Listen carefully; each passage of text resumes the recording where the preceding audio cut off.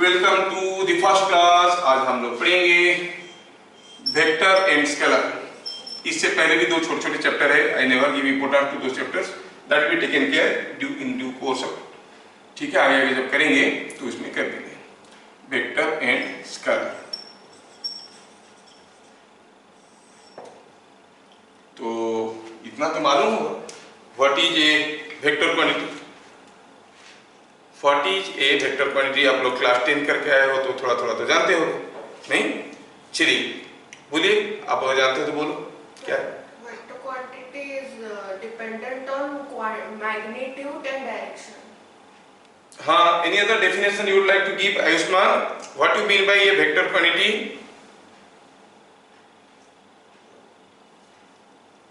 Class 10 की idea है? Hello, sir. हाँ, what is a vector quantity? You want to say anything? Sir, a quantity which depends on magnitude and direction, both magnitude and direction. Any quantity which depends on magnitude and direction will be called a vector. Yes. Let me tell this way. A cow has 4 legs. Does it otherwise mean any animal which has 4 legs is a cow? Sir, and follow the vector rules of addition and subtraction. Yes, that is the additional support you have to take. So any physical quantity which has a magnitude and direction is not necessarily a vector. That's a general misconception. Any physical quantity, first let me clear you. What is a physical quantity? A physical quantity is a quantity that can be measured. जो quantity को हम major नहीं कर सकते उसको हम physical quantity नहीं कहते हैं। You can measure the mass and anything you can measure, you must measure it in terms of some units, नहीं? तो जैसे मास को मेजर करने के लिए हमारे पास किलोग्राम है, ग्राम है, क्विंटल से टन है ना? You can measure. लेंथ को मेजर करने के लिए हमारे पास क्या है? Metre, centimetre, kilometre, light years, ऐसे करके बहुत सारी चीजें। अब जो भी फिजिकल क्वांटिटी को हम मेजर कर सकते हैं उसको, जो भी क्वांटिटी को हम मेजर कर सकते हैं उसको फिजिकल क्वांटिटी कहेंगे। और भी क्वांटिटीज है उसके अलावा जिसको मेजर नहीं कर सकते, जिसको मेजर नहीं कर सकते। Today I am very happy. What is the unit of happiness? You are also happy, I am also happy. Who is more happy? If had there been some unit, तो हम compare कर लेते हैं, हाँ इसका 10 यूनिट्स हैप्पीनेस है, इसका 12 units है, इसका ज्यादा है। Can you measure happiness? No, नहीं। तो happiness can be measured. So do you feel it, it is not a physical quantity. गुस्से में हूं आज, कितना गुस्से में? You can not compare with someone else. So anger is not a physical quantity, it's emotional quantity, है ना? Love, मैं तुमसे बहुत ज्यादा प्यार करता हूं। कितना कितना आप तो उसको एक्सप्रेस नहीं कर सकते। So any emotional quantity, love is not a physical quantity. अब सुने हो ना वो गाना एक है, वो हम लोग के जमाने में चलता था, तुम लोग के जमाने में चलता है कि नहीं चलता है क्या मालूम? तुम लोग का तो दूसरा किस्म का गाना चलता है। हमें तुमसे प्यार कितना वो हम नहीं जानते। असलियत क्या है? Because it cannot be measured, so we do not know how much it is, है कि नहीं? Exactly that. So physical quantity क्या हो गया? Any physical quantity मतलब any quantity which has a magnitude and a direction. Any quantity that can be measured is a physical quantity. Any physical quantity which needs a magnitude and direction to be completely expressed can be called as a vector. पर vector के लिए ये sufficient definition नहीं है। हम इसको statement को थोड़ा ऐसे लिखेंगे तो सही रहेगा। हम कहेंगे vectors are physical quantities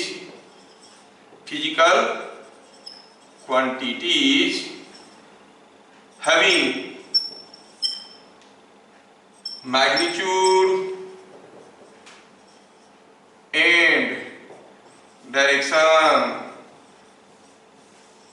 vectors are physical quantities having magnitude and direction, but that does not mean any quantity which has a magnitude and a direction is a vector. हम आपको काफी क्वांटिटी दिखाएंगे जिनके पास मैग्नीट्यूड भी होगा, direction भी होगा, लेकिन वो वेक्टर नहीं होगा।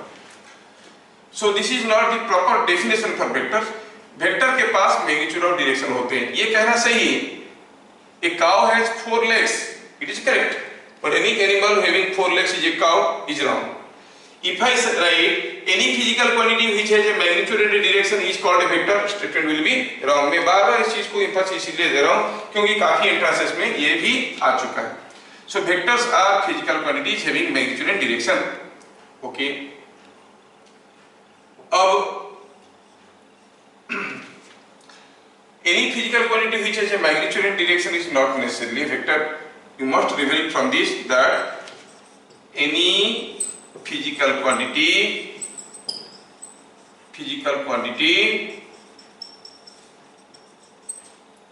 having magnitude and direction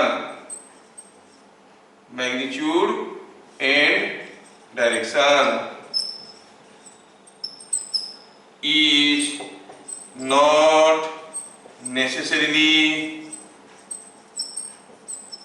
a vector. ठीक है. तो चलो पहले हम देखते हैं कि कुछ फिजिकल क्वांटिटी जिनको हम रिकॉग्नाइज कर पाएंगे एज वेक्टर और स्केलर. ऑब्वियस है कि एट योर प्लस 2 लेवल अगर कोई फिजिकल क्वांटिटी वेक्टर नहीं है will call it a scalar quantity, और स्केलर नहीं है will call it a vector quantity. But practically there is a third category also.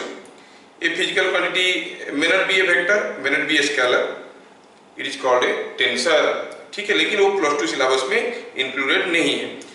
तो अभी हम ऐसे पढ़ेंगे कि अगर कोई फिजिकल क्वांटिटी वेक्टर नहीं है तो स्केलर नहीं है तो वेक्टर है. The third category is not incorporated here. Okay.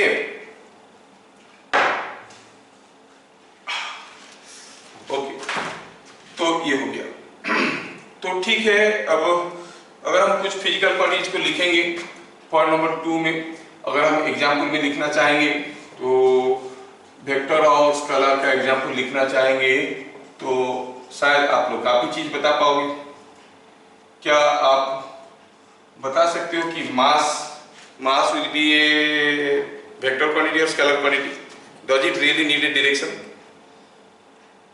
मास क्या होगा, वेक्टर होगा कि स्केलर? स्केलर. नहीं, जब आप बाजार में जाते हो आलू खरीदने के लिए क्या बोलते हो? मुझे 2 kg आलू दो. वो क्या पूछता है किस डायरेक्शन में दूं, ऐसे पूछता है? नहीं, 2 kg is the unit of mass, so it doesn't need any direction to be expressed. So you say mass comes under this category. What about temperature?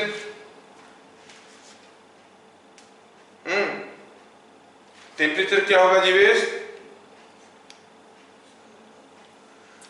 Scalar quantity है ना, क्योंकि हम कहेंगे room temperature is now around 32 degree centigrade, तो you say yes, तो it has no direction. Temperature is coming like this. Suppose I ask you to push this block, ये block को push करो, ऐसे पूछा. जब मैं पुश करने के लिए पूछा तो आप मुझे पूछोगे जोर से पुश करूं कि धीरे से? मतलब you are asking about the magnitude. मैं बोला 20 न्यूटन फोर्स से पुश करो. अच्छा, इधर को पुश करूं कि इधर को पुश करूं? That means to express the pushing agent that is force you need to specify the magnitude as well as the direction of the force, है कि नहीं? दैट मींस फोर्स को कंप्लीटली एक्सप्रेस करने के लिए एक डायरेक्शन की जरूरत है. बिना डायरेक्शन का उसको एक्सप्रेस नहीं कर सकते. मतलब force must be a vector quantity.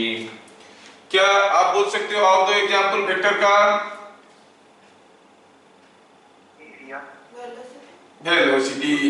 Velocity, हाँ, एरिया. ये तो डिफिकल्ट चीज बोल रहा है.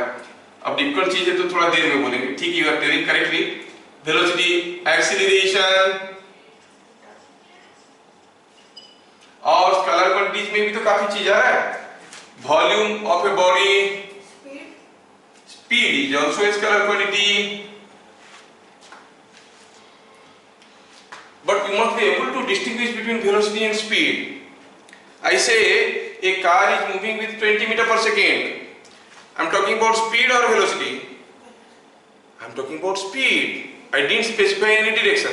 When I say 20 meter per second towards east, then I'm talking about speed or velocity?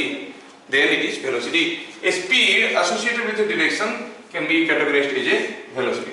तो mass, temperature, volume, speed, there are many more other physical quantity जिनको आप नहीं जानते हो, धीरे धीरे जान जाओगे तो आपको करने में आसान हो जाएगा। जैसे आएगा मान low temperature gradient, temperature is a scalar quantity, temperature gradient is a vector quantity. आप पूछोगे सर कैसे हुआ, अब कैसे हुआ नहीं बता सकते आपको, तो इसलिए कुछ टर्म से मैं लिख देता हूं जो यूजुअली एग्जाम्स में आते हैं, तो उनको देख लेना। टेम्परेचर ग्रेडियंट, कोई भी ग्रेडियंट लिखा होगा, temperature gradient, pressure gradient, potential gradient, gradient term आया तो ये वेक्टर है टेम्परेचर ग्रेडियंट, ठीक है। अच्छा, what you say about kinetic energy, scalar quantity और वेक्टर क्वांटिटी? स्केलर। अच्छा, काइनेटिक एनर्जी का जो एक्सप्रेशन है हाफ mv², उसमें v क्या है? v क्या है? नो नो नो, ध्यान रहे,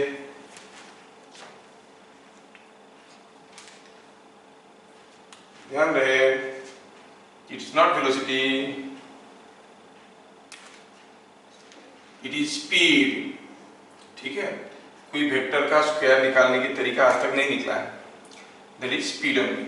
सो काइनेटिक एनर्जी जो है वो चाहे कोई भी एनर्जी हो, electrical energy, mechanical energy, heat energy, thermal energy, कोई भी एनर्जी हो, उसका कोई डायरेक्शन होता नहीं है। So energy is always a scalar quantity, चाहे वो किसी भी टाइप की एनर्जी हो। तो काइनेटिक एनर्जी देख के कंफ्यूज मत कर जाना, बोलना कि काइनेटिक एनर्जी भी स्केलर क्वांटिटी है। What about current? कोई एक वायर में करंट जा रहा है 5 ampere, it should be a vector quantity या scalar quantity? Yes yes yes, सही बताया। काफी लोगों को ये चीज मालूम नहीं होगा और आगे आगे पता चलेगा, तो ये सब इंपॉर्टेंट है जिसको लिख रहा हूं मैं। Current is a scalar quantity, my this is giving a better clarification here, is not necessarily a vector. क्या बोले? Any physical quantity having magnitude and direction is not necessarily a vector. तो vector किसको कहेंगे, बाद में उसका definition भी हम लोग देखने वाले हैं। करंट के पास एक मैग्नीट्यूड और डायरेक्शन होने के बावजूद ये वेक्टर नहीं है, तो जस्ट किसी के पास मैग्नीट्यूड और डायरेक्शन है वो वेक्टर है कहना गलत है। What about area? अभी थोड़ी देर पहले कोई बताए थे area is a vector quantity. अब बोलोगे वेक्टर होता है क्या, तो फिर उसका डायरेक्शन कैसे होता है? नहीं, if you consider this as an area, then area is a vector whose magnitude is the geometrical area enclosed here and direction is normal to the plane like this outwards. ऐसा क्यों हुआ? जब हम area को define करेंगे, cross product पढ़ेंगे, तब आपको पता चलेगा कि area is a vector quantity, है ना। What about pressure? Pressure involves two things, force and area. Force is vector, area is also vector. Yes, pressure is scalar quantity. These are all typical quantities जिनको थोड़ा जानने में दिक्कत होता है। वैसे तो there are hundreds of quantities जिनके बारे में आपको कोई जानकारी नहीं है, like surface tension, moment of inertia, many more things are there जिसके बारे में आपके पास कोई जानकारी नहीं है। तो अभी उनको वेक्टर या स्केलर प्रेडिक्ट करना मुश्किल है। Once you come across a physical quantity thoroughly, you will deal with it, you see the nature of this quantity, then you are able to predict कि whether it will be a vector quantity or not. तो इसलिए हम लोग बहुत ज्यादा नहीं लिखेंगे। यहाँ पर दो तीन चीजों को भी इसलिए लिख दिया क्योंकि ये सब जेईई में कोई डिफरेंट स्कूल एग्जाम्स में भी पूछ लेते हैं। करंट इज ए वेक्टर और स्केलर, टेम्परेचर ग्रेडियंट ये वेक्टर और scalar, area is a vector और स्केलर। ये नॉर्मल चीज नहीं पूछेंगे क्योंकि ये सबको मालूम है, ठीक है। तो हमें पता चल गया नोट पर नंबर 2 में थोड़ा थोड़ा कुछ हमें समझ में आया। Now we are going for point number 3. Now the question arises how to represent a vector quantity. A vector quantity has a magnitude as well as direction. नहीं, उसको एक्सप्रेस करना है। कैसे एक्सप्रेस करेंगे? तो उसको एक्सप्रेस करने के लिए there are 13 different methods. 13 method है। If you go or include engineering also, नहीं तो हम लोग यहाँ पर पढ़ेंगे only 3 different methods. Board syllabus में हमारा 3 मेथड है। तो पहला मेथड हुआ graphical form of representation. Graphical form of vectors. देखो पहली बार पढ़ रहे हो, थोड़ा कंफ्यूज मत होना, और कहीं कुछ कंफ्यूजन हो रहा है तो पूछना। ये ग्राफिकल फॉर्म में हम लोग कुछ सिंबल यूज करेंगे।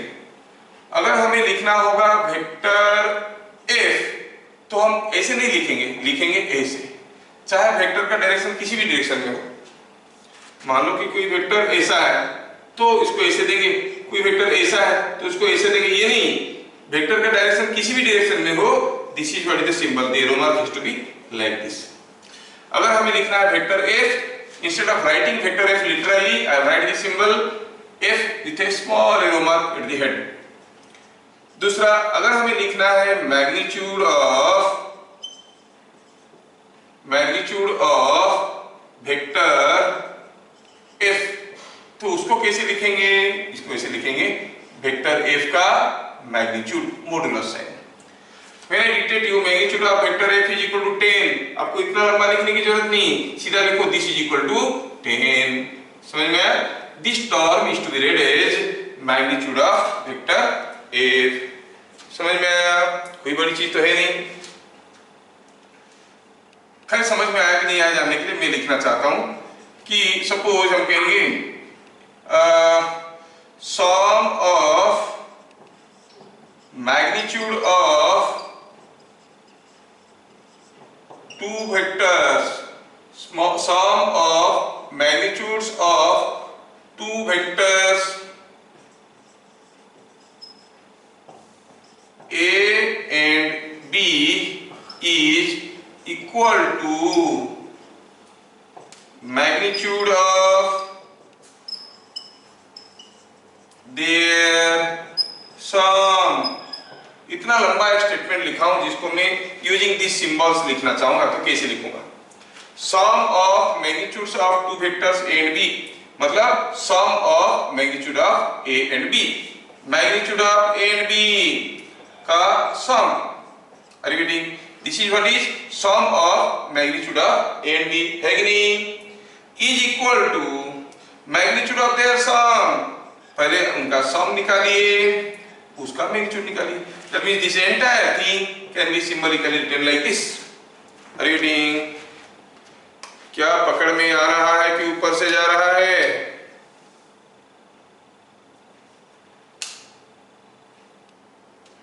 सबके पास माइक्रोफोन रेडी नहीं है। आ रहा है, आ रहा है ना? अभिषेक बल अंडरस्टैंडिंग और स्टैंडिंग अंडर चला रहा है sir. next class onwards get ready with your microphone and everything. I cannot tolerate delays in answering. My classes are something different. Okay? तो ये हो गया हमारा सिंबल्स जो हम यूज करने वाले हैं। ग्राफिकल फॉर्म में हम एक वेक्टर को कैसे रिप्रेजेंट करेंगे? तो पहला हुआ इन दिस फॉर्म। अब वो क्लास 10 वाला फंडा गया, नोट्स बनाएंगे, बाय हार्ट करेंगे, एग्जाम में आएगा how what you mean by graphical form of vectors, ऐसा कुछ नहीं। ठीक है, हम लोग सारे समझेंगे, उसके ऊपर कुछ भी पूछेंगे, there will be no direct questions. In this form a vector is represented by an arrow mark. Vector is represented by an arrow mark. ठीक है, the length of arrow gives magnitude of the vector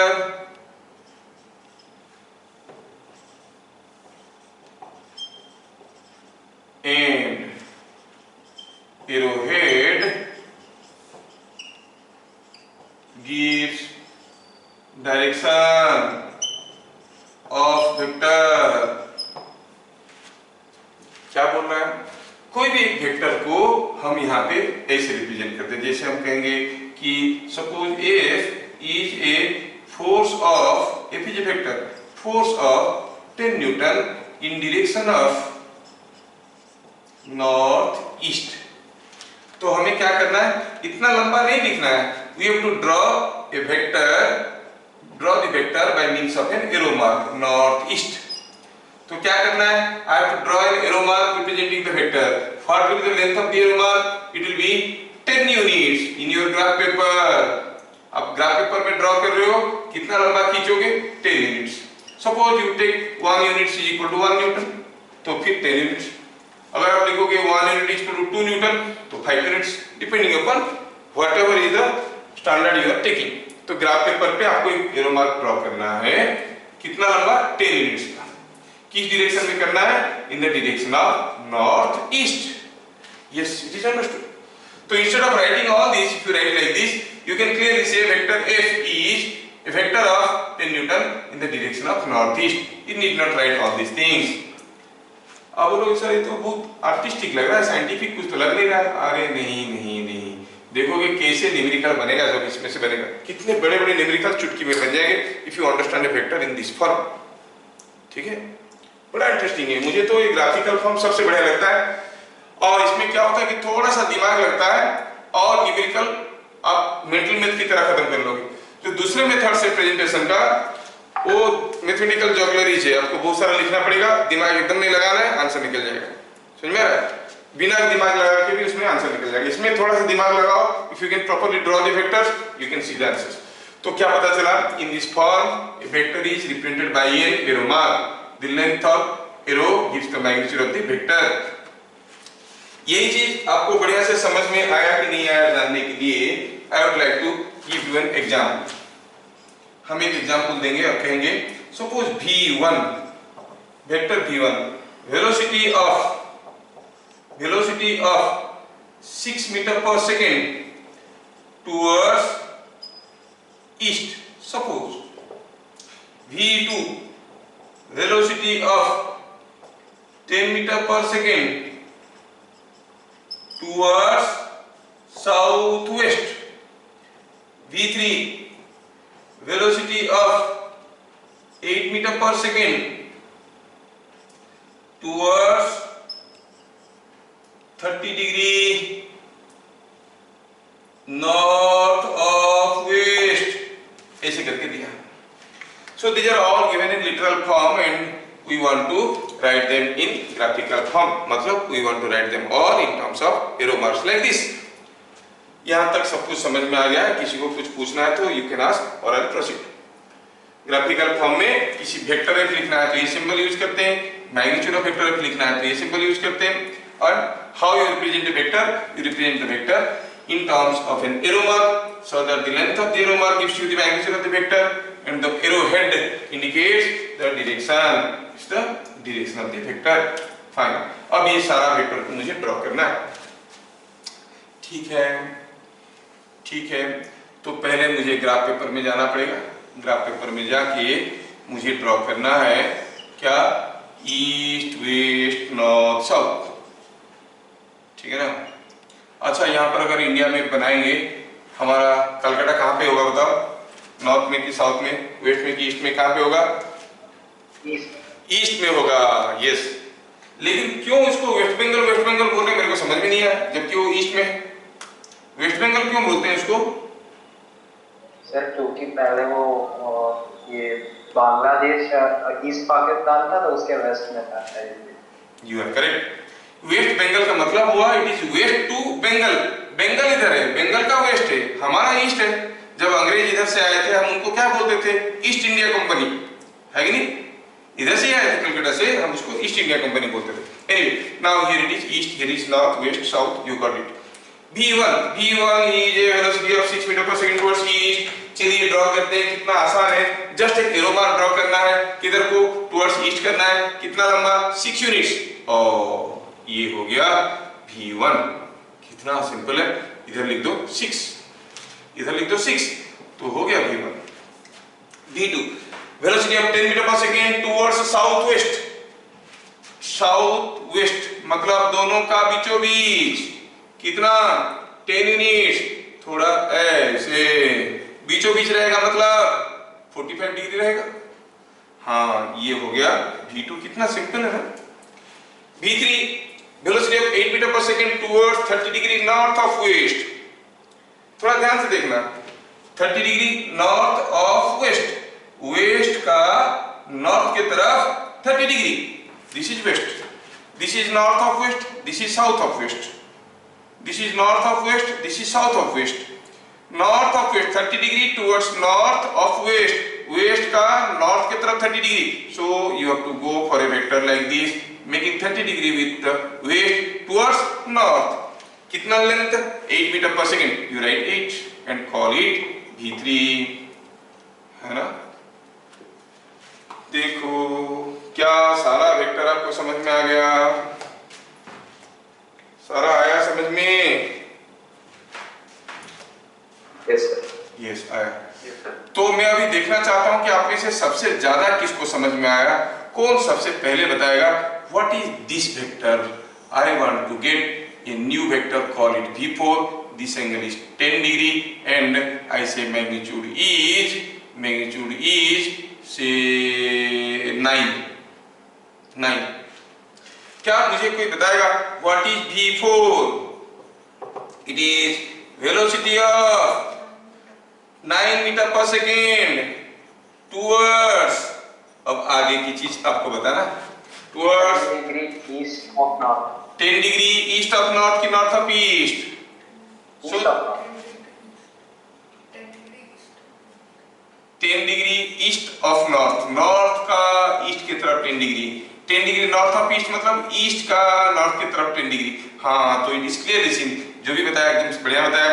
10 degree east of north, समझ में आया? There must not be any confusion in that. तो जो हम graphical form of vectors पढ़ रहे थे उसमें बिट नंबर 1 जो था वो हमें समझ में आ गया। बस खाली एक छोटा सा दूसरा एग्जांपल दूंगा और मैं पूछना चाहूंगा आपको कि सपोज मैं कहूं कि यहाँ पे कोई एक ब्लॉक रखा है, here is a block kept on ground and there are two forces acting, a force call it F1 and a force call it F2. The forces are given in you're given in graphical form. क्या बता सकते हो? ये smooth है, ये smooth plane है, क्या बता सकते हो the block will move or not move, or if at all it will move in which direction? Sir कुछ तो दिया नहीं है, कैसे देखे पता करेंगे किधर जाएगा? I said the vectors are given in graphical form. You must be able to see their direction from their figure and their magnitude. Yes. Clearly दिख रहा है कि छोटा दिख रहा है मतलब मैग्नीट्यूड कम है, ये बड़ा दिख रहा है मतलब मैग्नीट्यूड ज्यादा है। So the answer will be it will go towards left. तो क्या होगा answer? Block moves to left. चलो मतलब जो चीज मैं आपको बताना चाहता था कि डायरेक्शन तो समझ में आ रहा है, लेंथ रिप्रेजेंट्स मैग्नीट्यूड, ये आपको समझ में आ गया। Now I will go for bit number 2। Bit number 2 में देखिए, बिट नंबर 2 में हम देखना चाहते हैं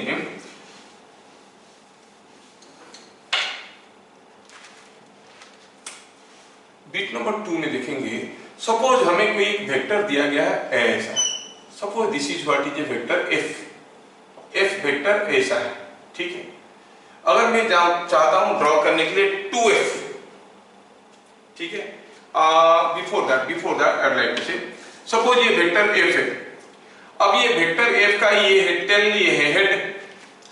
दिस वेक्टर के पास क्या क्वालिटी है? बस एक मैग्नीट्यूड और डायरेक्शन, इसका और दूसरा कुछ खासियत नहीं है।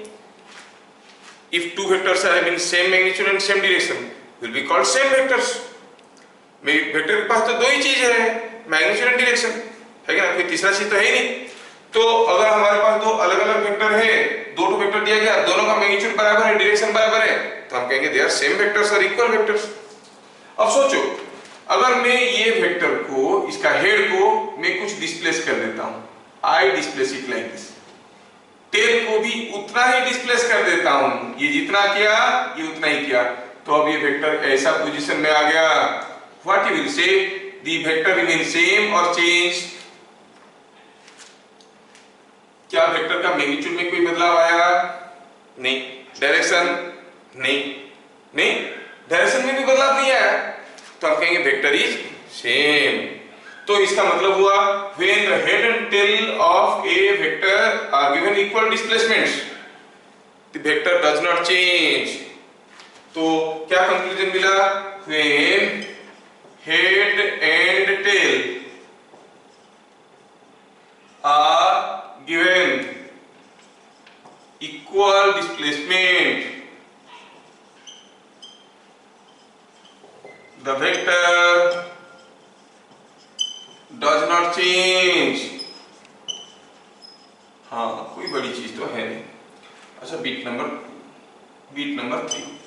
अब सपोज हम कहेंगे हमारे पास कोई वेक्टर है जो दिखने में ऐसा है, ये है वेक्टर f।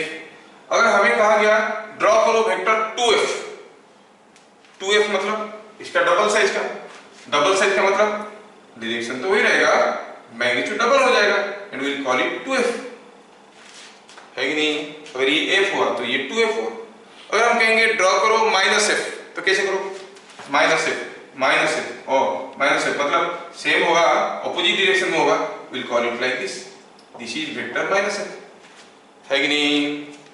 अगर हम कहेंगे ड्रॉ करो वेक्टर -3f, ये -f है, -3f मतलब इसका 3 गुना बड़ा कर देते हैं, यू कॉल इट -3f। कहने का मतलब है अगर हमें एक वेक्टर मालूम है तो हम सारा वेक्टर ड्रॉ कर सकते हैं उसके स्केलर मल्टीपल करके, मतलब कोई एक स्केलर क्वांटिटी मल्टीप्लाई करके, पॉजिटिव या नेगेटिव स्केलर क्वांटिटी मल्टीप्लाई करके हम उसको ड्रॉ कर सकते हैं। जब कोई पॉजिटिव क्वांटिटी मल्टीप्लाई करेंगे वेक्टर का डायरेक्शन बरकरार रहेगा, नेगेटिव क्वांटिटी मल्टीप्लाई करेंगे तो डायरेक्शन उल्टा हो जाएगा। वो सारा चीज को नहीं लिखेंगे, ये समझ में आ जाता है कि नहीं? अच्छा, अब हम जानते हैं कि जब भी कोई वेक्टर को हम ग्राफिकल फॉर्म में लिखते हैं तब उसका मैग्नीट्यूड क्या होता है? The length of the arrow mark is magnitude। तो हम जानते हैं कि लेंथ कभी किसी चीज का नेगेटिव नहीं हो सकता। अगर मैं आपको कहूं यहाँ पे draw a line of length -5 centimetre, क्या आप ड्रॉ कर सकते हो? 5 सेंटीमीटर आप ड्रॉ कर सकते हो, -5 centimetre. How can you draw? Length can not be negative. क्या दुनिया में कोई चीज आप ढूंढ के निकाल सकते हो जिसका लेंथ -2 सेंटीमीटर है? लेंथ नेगेटिव कैसे होगा? Length is always a positive quantity. Length is always a positive quantity and the magnitude of the vector is represented by the length. So magnitude of a vector is always a positive quantity. समझ में आना चाहिए, vector में भी negative but magnitude of a vector is always a positive quantity। जैसे मैं कहूँ कि car is moving with -20 meter per second, क्या सेंटेंस का कोई मतलब बनता है? I am not associating any direction, means I am talking about speed. Speed cannot be negative. Why? Because it is the magnitude of velocity. नहीं, car is moving with -20 meter per second, it's a very wrong statement, fake statement, invalid statement, unrealisable statement. But when I say a car is moving with -20 meter per second towards east, what it means? It is moving with 20 meter per second towards west. Is it not a practically realisable statement? he moved -5 meter towards east, means he moved 5 meters towards west। So when I say -5 meters towards east, I am not talking about the distance, I am talking about the displacement. Displacement is looking to be negative, but the distance moved can never be negative. मैं ये बोलूँगा कि मैं -5 metre move किया, impossible है। मैं -5 metre east की तरफ मूव किया, हाँ पॉसिबल है कि नहीं? कहने का मतलब है vector can be negative but the magnitude of the vector is always positive. तो वही चीज को हम लोग यहाँ पर अभी नोट कर रहे हैं बिट नंबर 4 में कि as magnitude of a vector, magnitude of a vector is given by the length of arrow, so it can never be negative। magnitude of a vector can never be negative। for example JEE में आ चुका है, अगर magnitude of vector f हुआ 10, क्या बता सकते हो magnitude of vector 2f क्या होगा? 2f, ये लेंथ 10 है, ये उसका डबल लेंथ है, length will be 20। Simple, so simple. क्या आप बता सकते हो what will be magnitude of -3f? Yes, यहां पर थोड़ा दिमाग लगेगा। कोई बताएगा -3f का मैग्नीट्यूड कितना होगा? Length of this 30, it is not -30 because it is the length of this vector. ये वेक्टर का डायरेक्शन इधर को रहे या इधर को रहे, क्या फर्क पड़ता है? Length is the same. कितना होगा? 30। अगर मैं कहूं कि what is the value of -4f, तो आप क्या कहोगे? 40. No, check carefully. Here this is magnitude of f and that is multiplied with -4. Magnitude of f is always positive. Minus 40. Yes, it is -40. तो थोड़ा केयरफुली देखना जब आप चीजों को लिख रहे हो, कैसे लिख रहे हो। -3f का मैग्नीट्यूड, ये मैग्नीट्यूड है भाई, पूरा का magnitude is always scalar quantity, I mean ये positive quantity, so it is 30। समझ में आया क्या? ये हो गया आपका graphical form of representation of vectors, how you represent a vector graphically. ठीक है, इसके बाद हमें देखना है what it means by component of a vector. Next हम लोग देखेंगे कंपोनेंट ऑफ ए वेक्टर। आज पहला क्लास है, बहुत ज्यादा नहीं पढ़ेंगे, ठीक है।